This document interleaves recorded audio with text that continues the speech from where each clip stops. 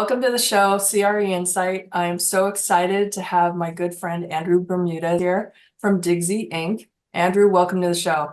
Hey, thank you so much for having me.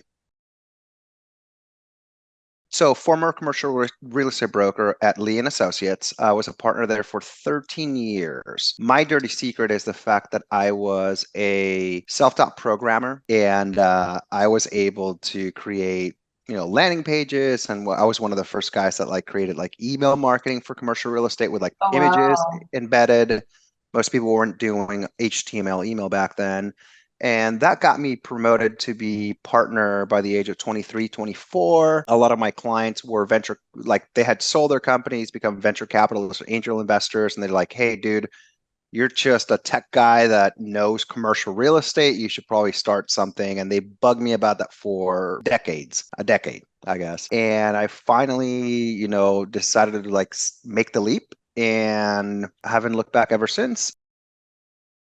And then Digsy is an interesting venture because what we do is we have a free avenue for people to get leads online, people who are searching for commercial real estate. So office, warehouse, retail, multifamily for sale, for lease, all the categories. But what we do is we give that free tool, but we also provide services where they can actually use trained commercial real estate people to offer them assistance at $15 an hour. That's a compelling offer. And I have to say, I've experienced your VA assistance as well this year. And I'm so pleased with my assistant in the Philippines. Basically, I had to do like a rebranding at the tail end of last year. I wanted to update my brochures, my website, all of that stuff. I had somebody redesign my logo. And as I was going around getting quotes on how much that would all cost somebody to make me a custom brochure, it was anywhere from $3,000 to $10,000 Yeah. for somebody local in the US. Yeah. But the person you assigned me to actually was like a WordPress expert, and it blew my mind.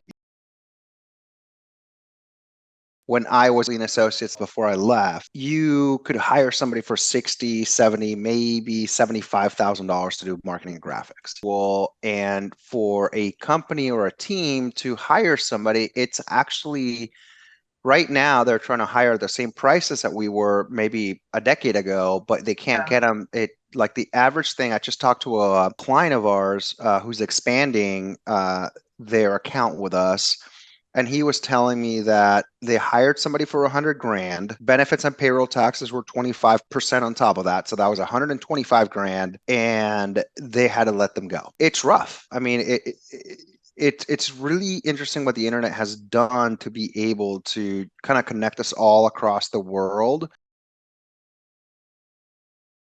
It's like you're hiring Digsy, so we're giving you a teammate on our team. You have any issues, we're jumping on top of it. So it's a very different model. With that, with our team, for example, they can just ask their manager or they can ask their coworker, like, "Hey, I'm doing this on Adobe InDesign. Can you help me?" And they can be Yeah. like, yeah, totally. Like, here's how you do that. And so there's that camaraderie and that valuable help. On top of that, we make a lot of effort to be able to communicate our gratitude to the team. Because you're paying Digsy, we're giving you one of our people. Your Yeah. accountant treats us as a vendor, so it's a full write-off. So you save, thousands and thousands of dollars on your taxes while you're getting that. Because otherwise, if you hired somebody that wasn't Digsy, you'd have the payroll tax, the benefits, and then you have Right. you're getting taxed up the wazoo. Going back to what you said that you had three types of assistance, Yeah. what is the third type? So there is, and by the way, for the first category, we've learned that we have to kind of qualify and really screen the customer for this Mhm. because so one of them is this is the one that I'm talking about is lead generation. So cold Okay. calling, emailing, messaging people on social networks when it makes sense to generate listings for sale or for lease, find a tenant or a buyer for a listing they have, or find tenant rep assignments or buyer rep assignment. The second area is what we're talking about: marketing, graphics, social media marketing, email marketing. So Mhm. creating the OMs, the brochures, the BOVs, the Yeah. proposals, creating images to market a property, a deal close, or animations to make it pop, or even yourself on social media, creating social media updates, engaging with people, increasing the number of followers and connections that you have. But the other one is executive assistants. And this is kind of what you had started with. Yeah. But these are the things that really free you up to spend your time and energy on higher revenue producing activities. Mhm. And I have actually through Digsy, I have a full-time executive assistant. So things like email management, clearing out all the junk in the morning, every hour. If somebody inquires on a listing, sending them the information, updating the leasing or the buyer activity report. Some people call it prospect reports. Confirming appointments for the next day, booking reservations, booking travel, paying bills, transaction management, tracking critical dates, that kind of stuff. Updating the CRM. So also researching who's behind the trust, the LLC, who the contact is, following up with past clients, following up with leads that of people that are clicking on your listings on Crexy, LoopNet. If I look back, I would say failures, although they burn scars into your heart, they also launch and jumpstart you and help you pivot into a new direction. Can you share some of those failures that you're talking about? Yeah, so you know what's funny about what you just said? So we're talking about callus, right? Mhm. So like, callus in your fingers when so for example, when I was learning to play guitar in high school, it hurt to touch a screen, the Yeah. strings. But after you do it so much, you start noticing that like your callus starts getting thicker and now it doesn't hurt. Now you can do all kinds of random stuff. It's the same thing.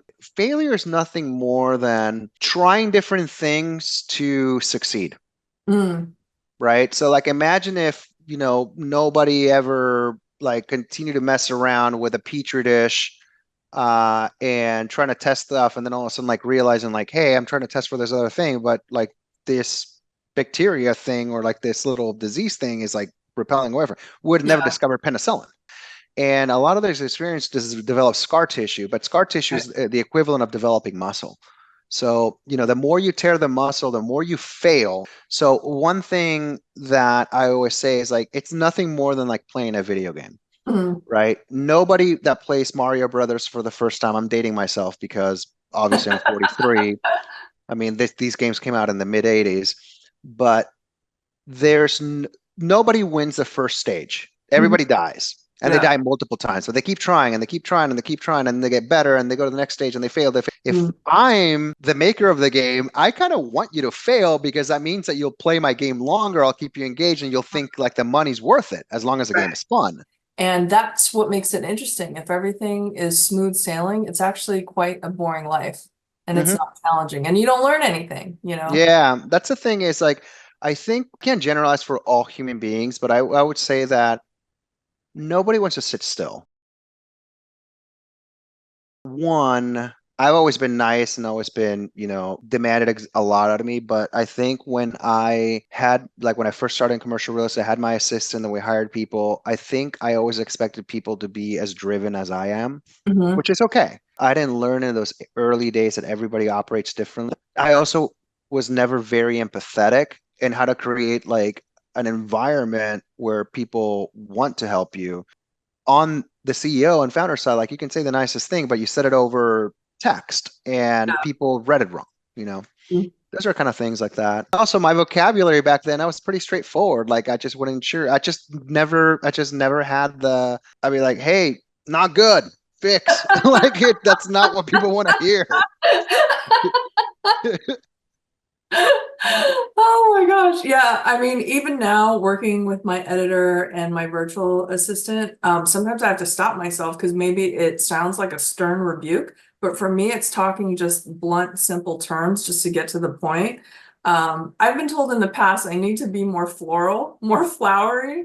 And so I had to work on that for many, many years to, open up the email with, hey, how are you doing? Hope you have a great week, And you're still working at it, huh? Yeah. And Yeah, same here. because sometimes I have a military mindset because I'm dealing with C-level executives and they're just to the point. It's like, don't give me all the flower stuff. And so that was my training and background. But Mhm. when you're dealing with different personalities and different areas of business, you have to be that floral person. I think in commercial real estate, the essence of our business is time. Relationships take time to develop. Client relations takes time. Servicing the business or the deal takes time. And so everything is time related. And sometimes it can be done in 30 days, 60 days. But sometimes I'll be chasing a deal. It may For be, years. I yeah, remember you told me about a deal that you've been working on for like 10 years. 11 years. It was 11 years, yeah. where it crashed. It blew out of escrow 4 times, mainly because of the city. They were like uncooperative. And then the 5th time was the charm. The one thing is I would really harp on is time. Mhm. Like figure out cost efficient ways to use existing resources that the company's already given you, whether you have an admin or marketing person or like a junior broker or a Yeah. runner. So really think about how you can leverage yourself and how to Mm. replicate yourself. And also think about the things that you should be saying no to. Like, do I need to go to that networking event? Like I Mhm. know everybody talks about networking, but let me look at my Apple Note of the list of my goals, like Right. never have more than 3 goals for the year. They have to be big ones. And go, oh, that just doesn't match. I'm not going Yeah. to that networking event. Yeah. Right. So always like keep yourself in check and in perspective and just sit down and think on do self-therapy. Ask yourself how you're feeling or what you're trying to do. And keep on asking yourself questions. Today, you popped up on my mind not only because of this podcast, but back in 2020, I was separating from my last brokerage company. This was before I became a broker, a licensed broker, and there was a misunderstanding. I understood the agreement was, they would let me stay on until I got my broker's license, but we're in the middle of COVID. And then they cut me off, unexpectedly disentangled my license from their brokerage house. And so I had rocks in my stomach, and I was running around trying to meet the principals of different brokerage houses, and it wasn't getting me anywhere. And then I told you my pain point and like, this is what I'm facing. In 5 minutes, you solved the worst problem I ever experienced. In Oh, I 50, didn't know it was that big. It just sounded like it yeah, was something you were going. I didn't know it was that big. So that's I, good to know that I helped. I was in a tight spot. Within 15 minutes, Josh McIntyre, who you connected me to, had me added on to his brokerage. And then I was able to fly and I was able to work during COVID. And so like I am just so grateful for that. Yeah. And I was thinking about, gosh, if you didn't do that for me, I don't know where I'd be today, because it really was a huge, big deal. Do you Not know, that's funny that you said that. I never thought it was a big deal. I just thought like this is something you needed. I didn't know it was that big of a deal. So thank you for sharing. I'm glad I made a difference, but I didn't think it was that big of a deal. in 5 minutes, you solved my problem, and like you just advanced my world from like depression and like hopelessness to, oh my gosh, I'm in business again. Maybe you should call me more often. I'll do that. But I want people out there to know that you are a resource. Other times where I've had a need to have like buildings measured and stuff, you were able to give me those names and contacts, so I just feel like people need to connect with you. As a personal friend, you've been great. You've been there for me in sickness and health, and it's just been so wonderful. You reignited my real estate career back when you started Digsy, and just in so many ways, I'm so thankful to you, Andrew. So And thank you've been the same, Jamie. I mean, there's so many conversations where you've done the same for us. So thank you. Well, that's it for today's episode. I really enjoyed reconnecting with my friend Andrew. I hope it was the same for everybody out in the audience. We'll see everyone in the next episode. Thank you for being on the show, Andrew. I appreciate, value, and I love you as a friend.